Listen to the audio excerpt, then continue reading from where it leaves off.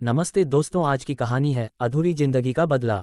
गांव का परिचय। भारत के एक छोटे से गांव में, जहां हरी भरी फसलें और नदी की बहती धाराएं जीवन का स्रोत थीं, वहां एक साधारण परिवार रहता था। ये परिवार अपने छोटे से खेतों पर निर्भर था और उनकी इकलौती बेटी रचना उनके जीवन की सबसे बड़ी खुशी थी। रचना बेहद सुंदर और होशियार लड़की थी। उसकी आंखों में सपनों का संसार था और वह अपने माता पिता के लिए गौरव का प्रतीक थी। गांव के लोग रचना की मासूमियत और उसकी मददगार प्रवृत्ति की तारीफ करते नहीं थकते थे। उसकी सुंदरता और उसकी सरलता ने सभी का दिल जीत लिया था। परंतु इस सादगी और सौंदर्य के पीछे एक अज्ञात खतरा मंडरा रहा था, जिसकी आहट रचना और उसके परिवार को नहीं थी। रचना का सपना था कि वह बड़े शहर जाकर पढ़ाई करेगी और अपने परिवार को गरीबी से उबारने में मदद करेगी। उसके माता पिता ने भी उसके इस सपने का समर्थन किया। वे खुद भी चाहते थे कि उनकी बेटी अपनी जिंदगी में तरक्की करे और उनके जीवन को बेहतर बनाए। रचना गांव के सरकारी स्कूल में पढ़ती थी और उसने गांव के ही एक अध्यापक से कोचिंग लेना शुरू कर दिया था। उसके पढ़ाई में इतने अच्छे नतीजे आने लगे थे कि गांव के लोग भी उसकी तारीफ करने लगे थे। सबको विश्वास था कि रचना एक दिन कुछ बड़ा करेगी और अपने परिवार का नाम रोशन करेगी। गांव में एक लड़का था जिसका नाम सूरज था। सूरज अपने परिवार की आर्थिक स्थिति के कारण पढ़ाई नहीं कर सका था, लेकिन उसने रचना पर नजरें गड़ा रखी थीं। वह रचना की सुंदरता और मासूमियत से आकर्षित था, लेकिन उसके मन में रचना के प्रति प्यार नहीं, बल्कि वासना की भावना थी। सूरज अक्सर रचना के रास्ते पर उसका पीछा करता और उसे घूरता। शुरुआत में रचना ने इसे नज़रअंदाज किया, ये सोचकर कि सूरज बस उसे तंग कर रहा है। लेकिन धीरे धीरे सूरज की हिम्मत बढ़ने लगी। वह कभी रचना के पास आकर उसके साथ बात करने की कोशिश करता, कभी उसे गलत तरीके से छूने की कोशिश करता। रचना इससे बेहद परेशान थी, लेकिन उसने अपने माता पिता को कुछ नहीं बताया, ये सोचकर कि शायद सूरज जल्द ही सुधर जाएगा। एक दिन रचना को अपने स्कूल से लौटते समय देर हो गई। आसमान में अंधेरा छाने लगा था और रचना ने तेजी से अपने कदम बढ़ाए। वह रास्ते में अकेली थी और आसपास कोई नजर नहीं आ रहा था। अचानक उसे लगा कि कोई उसका पीछा कर रहा है। जब उसने पीछे मुड़कर देखा तो उसकी धड़कन तेज हो गई। सूरज उसके पीछे खड़ा था, उसकी आंखों में शैतानी चमक थी। रचना ने उससे बचने की कोशिश की और तेज कदमों से आगे बढ़ी, लेकिन सूरज ने उसका रास्ता रोक लिया। उसने रचना को घेर लिया और उसे खींचकर एक सुनसान जगह पर ले गया। रचना ने चिल्लाने की कोशिश की, लेकिन सूरज ने उसके मुंह पर हाथ रख दिया। उसने रचना के साथ जबरदस्ती की, उसकी मासूमियत को तार तार कर दिया। रचना के शरीर और आत्मा को उस रात सूरज ने कुचल दिया था। रचना उस रात अपने घर लौटी, लेकिन उसकी आंखों में अब वह चमक नहीं थी जो कभी हुआ करती थी। उसकी आत्मा में गहरा घाव हो चुका था, जिसका दर्द उसकी आंखों में साफ झलक रहा था। उसने अपने माता पिता से कुछ नहीं कहा, क्योंकि वह इस भय में जी रही थी कि यह सच्चाई उन्हें तोड़ देगी। वह खुद को दोषी मानने लगी और उसकी हिम्मत टूट गई थी।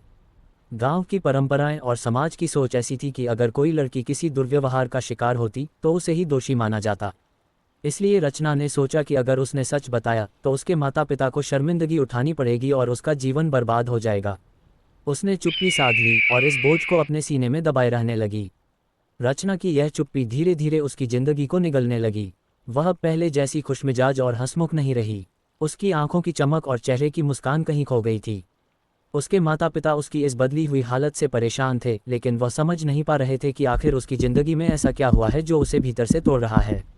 कुछ हफ्ते बीतने के बाद रचना की हालत और भी खराब हो गई। उसकी तबीयत बिगड़ने लगी, वह बार बार चक्कर खाकर गिरने लगी। उसके माता पिता ने उसे डॉक्टर के पास ले जाने का फैसला किया। जब डॉक्टर ने उसकी जांच की तो उसने पाया कि रचना गर्भवती थी। ये सुनकर उसके माता पिता के पैरों तले जमीन खिसक गई। जब उन्होंने रचना से इस बारे में पूछा तो रचना की आंखों में आंसू आ गए। वह अब और अपनी चुप्पी नहीं साध सकी। उसने रोते हुए अपने माता पिता को सारी सच्चाई बताई कि कैसे सूरज ने उसके साथ बलात्कार किया और उसकी जिंदगी को तबाह कर दिया। ये सुनकर उसके माता पिता का दिल टूट गया, लेकिन उन्होंने रचना को गले लगाते हुए कहा कि वह किसी भी हालत में उसका साथ देंगे। रचना के माता पिता ने तुरंत पुलिस में शिकायत दर्ज कराई। सूरज के खिलाफ एफआईआर दर्ज कराई गई और उसे गिरफ्तार कर लिया गया। लेकिन ये लड़ाई यहीं खत्म नहीं हुई। गांव में कुछ लोगों ने रचना और उसके परिवार का साथ दिया, जबकि कुछ लोग ये कहने लगे कि रचना को ही इस घटना का दोषी माना जाना चाहिए। समाज की यह सोच रचना के लिए एक और बड़ा संघर्ष था। रचना को समाज के तानों का सामना करना पड़ा। लोग उसे बुरी नज़रों से देखने लगे और कुछ लोग यहाँ तक कहने लगे कि वह खुद ही इस घटना की जिम्मेदार है। लेकिन रचना ने हार नहीं मानी। उसने अपने माता पिता के साथ मिलकर सूरज को सजा दिलाने के लिए कड़ा संघर्ष किया। अदालत में सूरज के खिलाफ कई गवाह पेश किए गए और अंततः उसे सजा हो गई। सूरज के जेल जाने के बाद भी रचना की जिंदगी में सब कुछ सामान्य नहीं हो पाया था।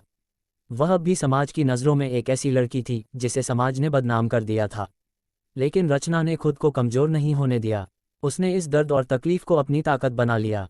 रचना ने तय किया कि वह अब और किसी लड़की को अपनी तरह टूटने नहीं देगी। उसने महिलाओं के अधिकारों और उनके सम्मान के लिए काम करना शुरू किया। उसने अपनी पढ़ाई फिर से शुरू की और एक सामाजिक कार्यकर्ता बन गई। वह उन महिलाओं के लिए लड़ने लगी जो इस समाज में अपने अधिकारों से वंचित थीं। रचना की कहानी यह सिखाती है कि जीवन में कितनी भी बड़ी कठिनाई क्यों न आए, हमें उसके सामने झुकना नहीं चाहिए। बलात्कार जैसे जघन्य अपराध का शिकार होने के बावजूद रचना ने अपनी जिंदगी को दोबारा संवारा और समाज में एक मिसाल कायम की।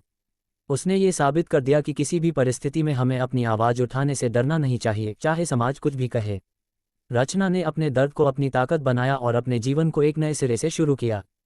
उसने खुद को एक नई पहचान दी और इस समाज में अन्य लड़कियों के लिए प्रेरणा बनकर उभरी।